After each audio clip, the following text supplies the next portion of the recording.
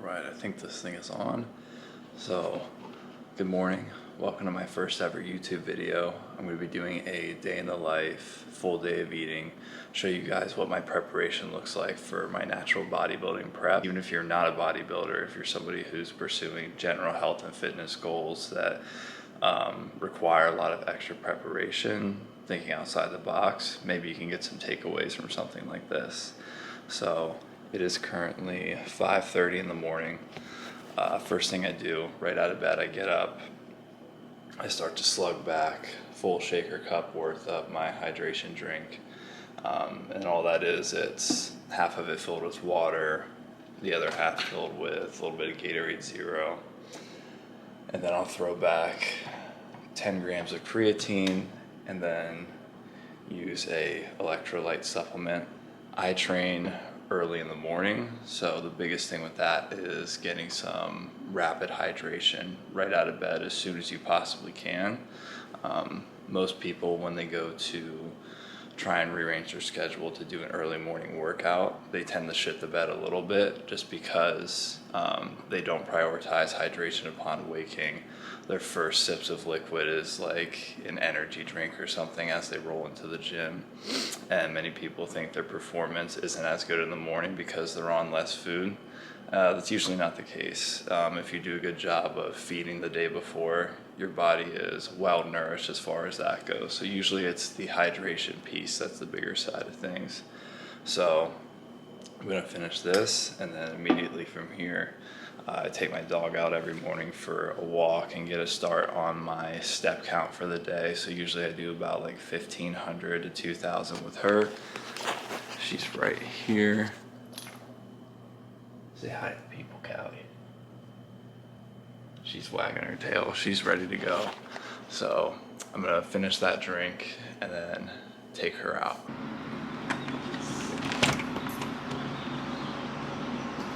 Let's go.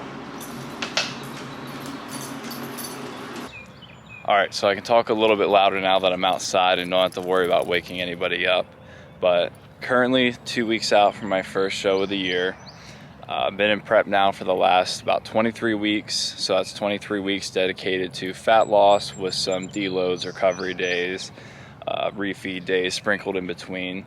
But I'll be pushing fat loss for the rest of this week. And then starting next week, I will be jumping into peak week, which basically is just a full recovery week, bringing down training volumes, intensities, bringing food up, just really letting the body freshen up, relax so that it looks its best on show day come 2 weeks from now.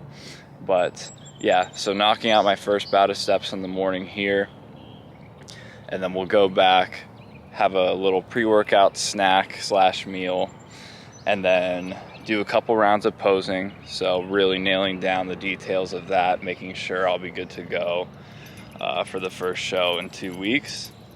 And then from there, we'll get ready for the gym, knock out the workout, and I'll get on, show you guys the rest of the day what that looks like. I like to use step count as my primary means of activity and energy expenditure, just because it is convenient for me to fit throughout the day. So I work full-time as a physical therapist. I'm pretty active and on my feet throughout the day and work full-time shifts, so 8-hour days.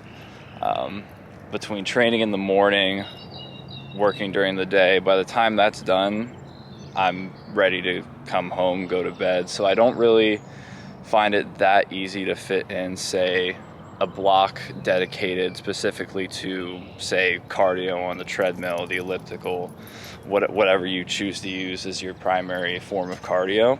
I find it easier just to conveniently get little 5 to 15, 20-minute bouts of steps throughout the day, or just move a little bit more while I'm on my feet at work throughout the day. So taking extra trips to put away weights for patients, cleaning up around the clinic, doing more exercise demonstrations, getting 10, 15 minutes of steps in at lunch. I find it much more convenient, less stressful to fit into the schedule for me. Now, if I were somebody who worked more of a sedentary desk job and didn't have as much time throughout the day to accumulate a lot of steps, that may be a case where I would have a dedicated cardio block because I can burn and expend more calories in a short period of time, since I don't have the time to get a large number of steps throughout the day. So it all depends on what your lifestyle is, what kind of job you're working, and how you can best fit that preparation into your schedule. So we'll head on back. I'll show you guys the pre-workout meal, and then we'll keep going with the rest of the day.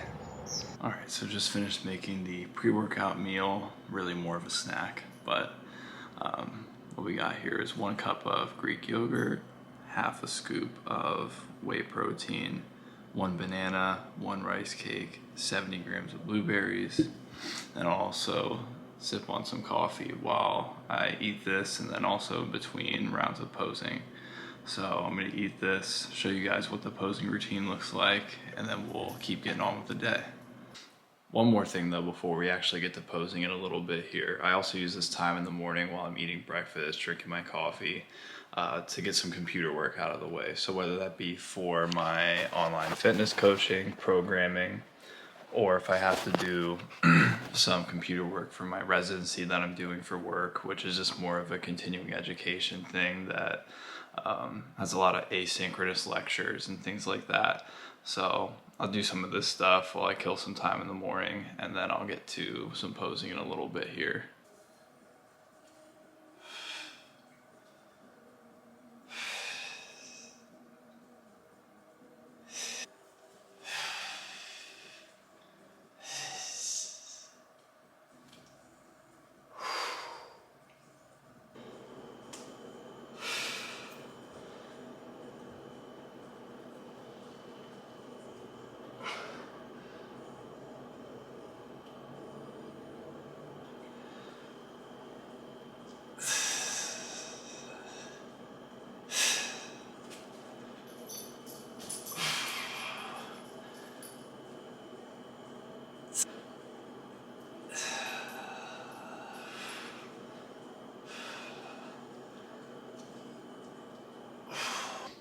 All right, it's about 7 o'clock, just getting ready to leave to go train and then right to work from there. But here's everything I need for the rest of the day, including post-workout meal on the bottom, lunch, and then I just remade that same hydration drink that I showed you guys this morning. I'll drink that throughout the training session.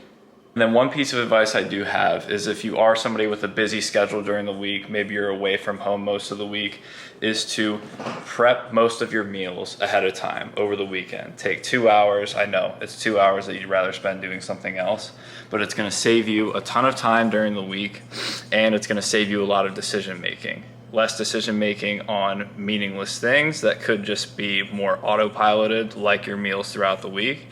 More energy you have to make decisions on things that do matter, whether it be related to your work, personal life, whatever it is. So look at the fridge, got all the meals ready in there. And then I'm really only making that pre-workout meal that I showed you, and then my pre-bed meal. Those are the only ones that I'm making throughout the week. So just a little something to help make your schedule more time efficient.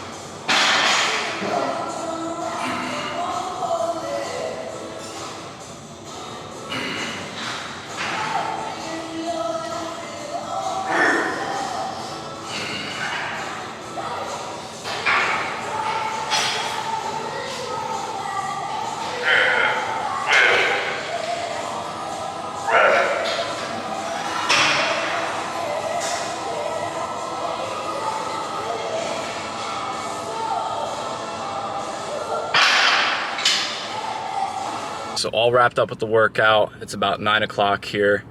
Just finished up a push day. Took me about 50 minutes to an hour to do. I got a few clips that I'll include in the vlog here. Just getting ready to have post-workout meal, which is, I'll show you here.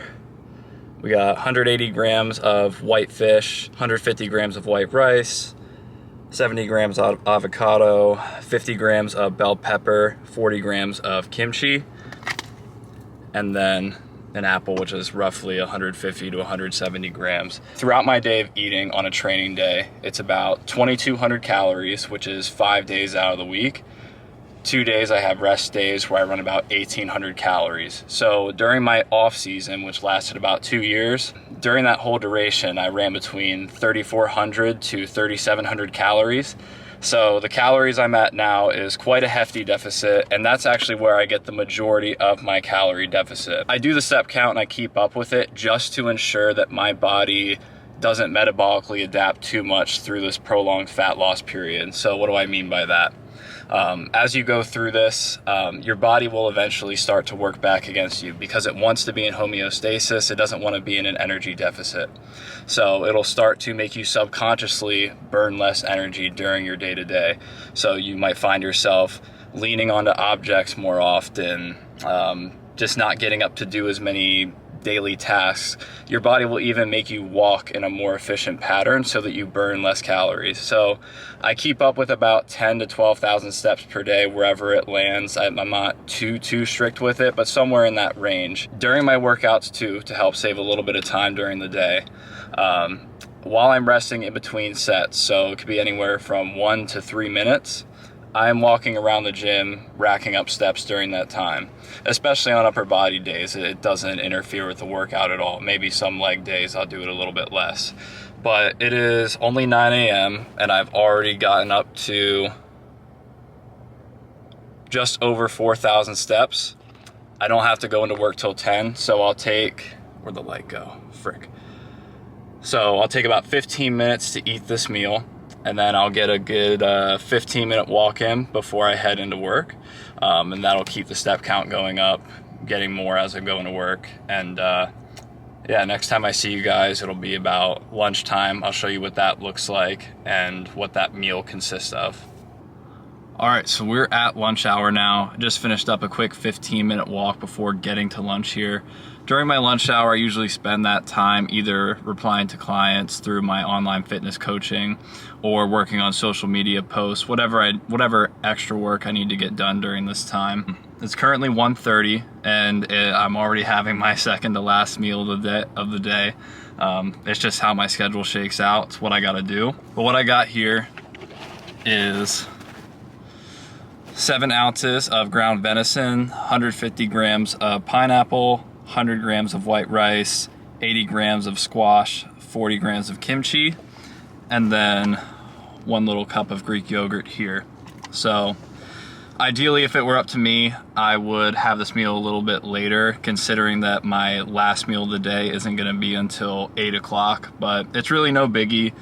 Okay, camera just died on me, so I'm gonna carry out the rest of this part of the video on my phone. But as I was saying, one benefit to my job is that it requires me to be really active and engaged with my patients while I am on the job. So I really, even though I have like 6 to 7 hours potentially between this meal and my last meal, which is pre-bed, during that time, I really don't have the attention or mental bandwidth to have a hunger or food focus, which is a nice benefit and a positive way of looking at things. That also sets me up to have a bigger meal before bed. I go to sleep with a full belly. It really helps with getting to sleep. I'm not up with, an appetite or thinking about food in that way. In an off-season setting, I would recommend the opposite because you are eating so much food throughout the day. You actually might want a smaller meal before bed. Having so much food in the gut can disrupt sleep, but here in this case, it can actually work to your benefit. So gonna eat this meal and then I'll likely see you guys when I'm off and at home, and then I'll show you what the pre-bed meal looks like and what the nighttime wind down routine looks like. Actually, one last tidbit before I get into this meal and get back into work. When we're talking about managing hunger, cravings, things of that nature, when you're on a cut phase, is how you structure your meals and realizing that, you know, your energy deficiency doesn't just come from a lack of calories. When you have to lower food, you're also losing out on a lot of micronutrient values such as fiber, minerals, vitamins, essential fats, and proteins. These are all things that you need to account for when you're lowering your overall food volume. So, biggest piece of advice is to include a lot of variety in your meals. So even though my meals are only 400 to 600 calories, between this one, the last one I showed you guys, there's like 6 different ingredients that I include in these meals, which really helps with satiation, energy levels throughout the day. One way to, you know, keep you thriving while you're in your diet phase. So it's not just about the overall calories. Make sure that the food you're selecting for your diet are going to be packing a punch as far as nutrient density goes. You want to get the most bang for your buck for the food that you are eating. So now I'm going to get into it, and then I will see you guys later. All right, we are back. Just got finished up with work, and this is slowly turning into a car vlog now, and also turning into an iPhone vlog because there's still no juice in the camera and my car just can't charge the thing apparently. So we'll get some juice in that by the time we get home. But right now is when I usually start my nightly wind down process, and we get to wind down a little bit earlier tonight. I don't have any patient documentation to take home, which is a rarity these days. If you work in healthcare, you know exactly what I mean.